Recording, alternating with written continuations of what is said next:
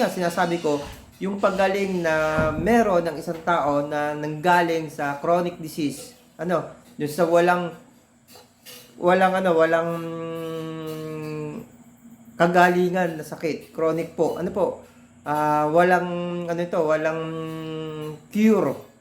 Pero papaano ko sinasabing gumaling ako? Paano ko sinabing gumaling ako kung walang cure? Yun po ay yung tinatawag natin preventive. Kapag may preventive tayo, kapag na-prevent natin yung ating sakit, naaalagaan natin ang ating katawan, hindi po nagpaparamdam yung mabigat na sakit na meron yung isang tao. Yun po yung purpose na isa ng aking advokasya.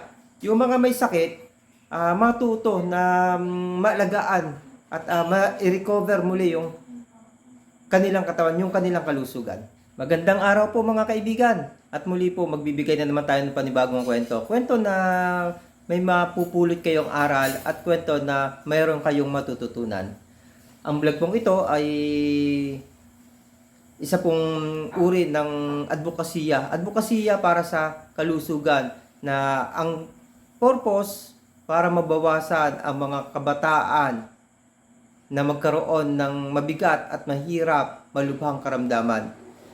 Balang araw po, sana wala ng kabataan o mabawasan na ang mga kabataan na mabilis magkasakit, madaling magkasakit, maaga magkasakit, at nahahantong minsan sa malubhang at delikado at nakakatakot na kamatayan. Mga kaibigan, ginawa ko ang ganitong advokasya sa kadahilanan na ako po mismo nagdaan sa mga pahirap ng iba't ibang uri ng karamdaman. Since naikwento ko na naman yan sa mga vlog at hindi naman ito yung una at bagong mga vlog na ginagawa ko, kundi po isa po itong vlog na to sa napakarami ko ng kwento na ginawa. 3, 2, 1!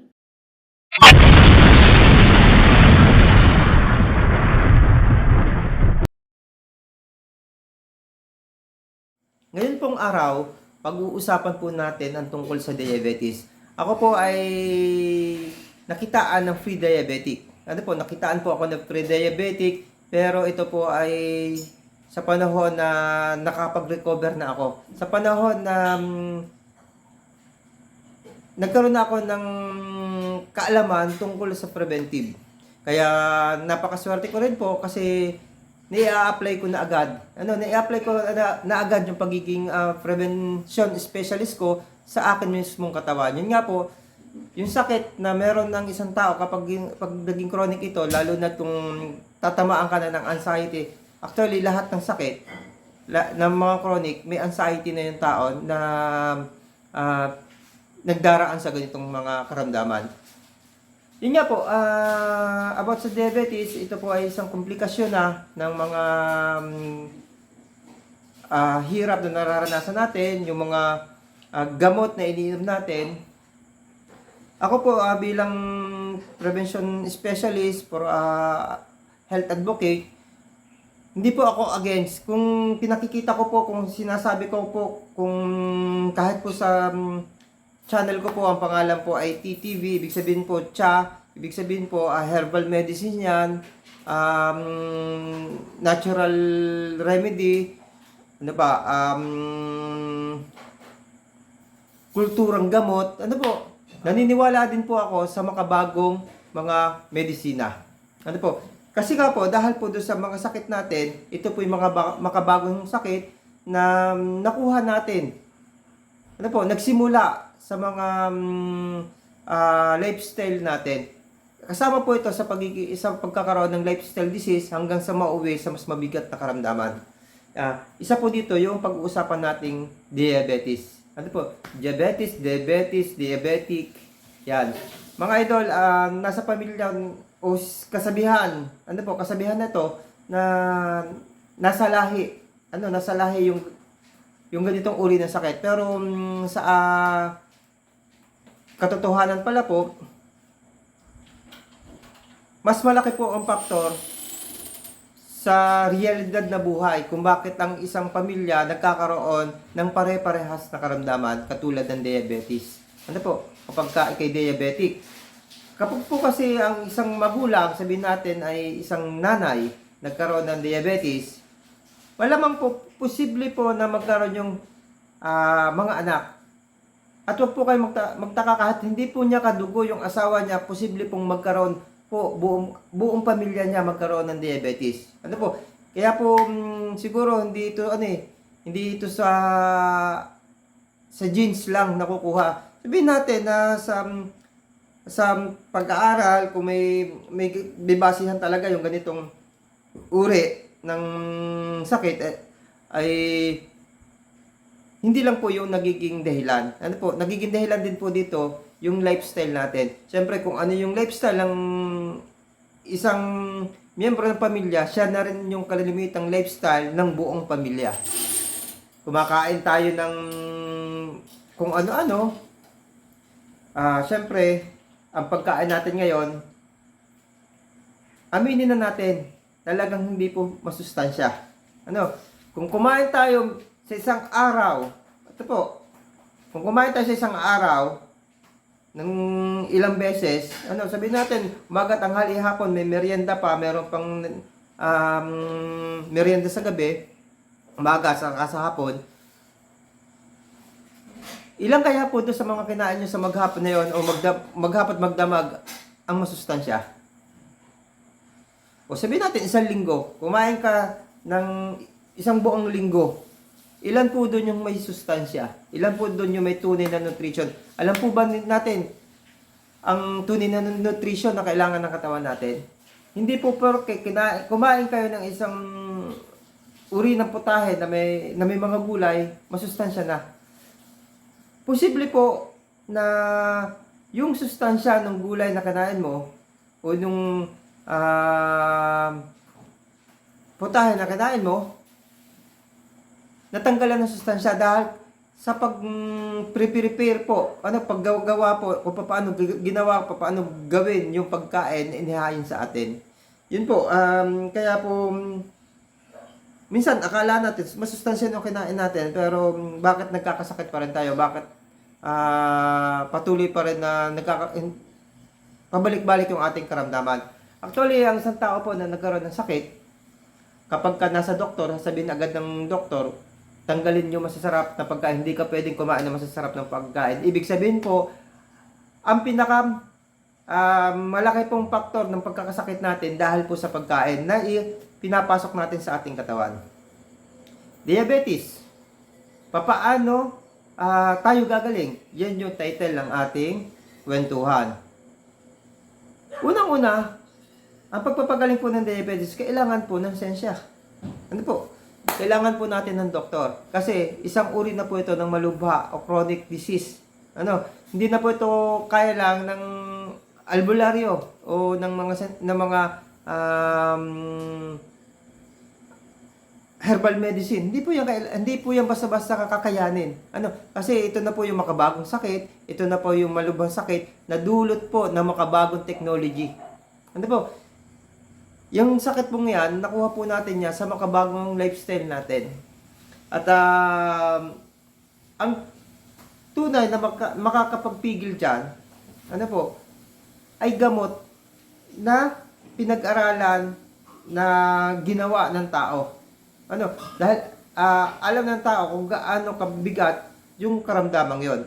Ngayon, yung gamot na yun po, hindi din po siya basta-basta. Kaya nga po sinabi natin chronic, wala siyang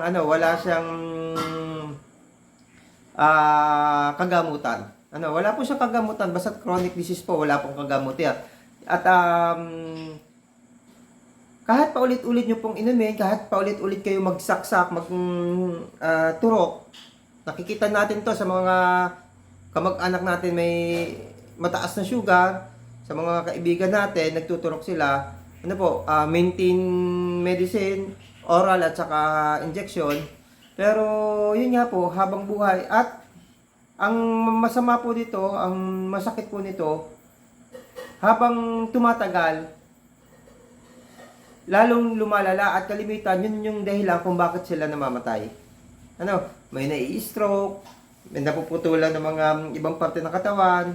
Nagiging dahilan po ng kanilang kamatayan ay ang diabetes. Ngayon, mga idol, mga kaibigan, mga supporters ko, ang karamihan po kasi sa mga tao na may ganitong karamdaman, nawawala ng pag-asa. Sa halip na iwasan yung mga pagkain, ako kahit ngayon, yung aking ibang kaibigan, yung ibang kahit ka-opisina ko, kilala ko, may mindset na ganito. Kakainan na nila yung mga bawal. Kasi, hindi din naman gumagaling. Kaya po, paikli na paikli yung buhay. May hirap dito, baka buhay ka pero pinapaharusan ka, pinaghihirap ka. May mga kilala ako dyan, nabulag dahil sa taas ng sugar at ibang komplikasyon. Nai-stroke, nagiging lantang gulay, napaparalyze. Maraming iba't ibang mga komplikasyon ang sakit na to. Ang dapat nyo pong gawin, hindi po dapat kayo nawawala ng pag-asa kasi lahat po ng sakit, ang kailangan lang para humaba ay prevention. Pag po na-prevent nyo, sa tulong po ng gamot na iniinom nyo na galing sa doktor, kung ano man yung mga binibigay, siguro naman wala namang mawawala sa inyo kung subukan yung i-prevent. Dahil hindi po magpapangsyon talaga ang ating katawan. Kasi ang gumagamot po sa ating sakit ay ang ating pong mismong katawan. Hindi po siya magpapangsyon hanggang siya po ay mahina. Kailangan po palakasin natin yung ating katawan para magpangsyon ito, para mag-repair po ito. Ngayon, habang pinipigilan ng gamot na iniinom natin na mas lumala yung sakit, inaano na po natin, linilinis na po natin yung ating katawan, piniprepare na po natin sa kanyang paglakas. Kasi para i-boost po natin, kailangan ma-boost yung immune system po. Kaya nga po nauso yung yung mga mayayaman, kaya yun. Pagdating sa mayaman minsan, mas tumatagal yung buhay. Siyempre dahil lang magagaling talaga yung doktor nila, ang gagawin ng doktor nila, bibigyan ng mga gamot, tapos magkakaroon sila ng sa mga yung mga magagandang klase, mamahalin na mga food supplement. Linilinis talaga yung katawan at pag nalinis yung katawan, pinalalakas. Nagre-response yung katawan natin para i-correct, ayusin yung mga nasira.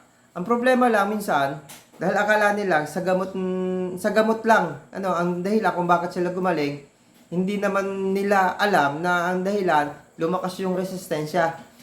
Kaya pagkatapos no, dahil ang nasa isip, may gamot naman, balik na naman sa kinaugalian kung paano siya nagkaroon ng sakit. Kaya paulit-ulit yung sakit. Dahil kung ang alam ng isang tao may sakit, ang dahilan ay nagpalakas siya ng katawan kaya siya ay nakarecover, sigurado, maiintindihan niya din na kapag humina ulit yung katawan niya, babalik yung sakit. Chronic disease po yung ating problema sa diabetes. Kaya kapag po lumakas na tayo, medyo nakarecover po yung katawan natin, nakarecover po tayo sa sakit, nami-maintain na natin nang wala tayong maintenance na gamot, pero na-maintain natin yung sugar natin sa normal. Huwag na natin pong ibalik yung yung ating kinaugaliang lifestyle kung bakit tayo nagkasakit. Kasi po, hihina ulit yung ating resistensya. Pag humina po yung resistensya natin, babalik po ulit yung diabetes. Kasi nga po, chronic disease po siya. Chronic disease po, wala po siyang cure. Yun po, para po doon sa mga gumamit ng iba't ibang uri ng food supplement, hindi po yan, hindi po gamot ang food supplement. Yan po ay tumulong lang po para ma-boost po ang inyong immune system, para labanan, para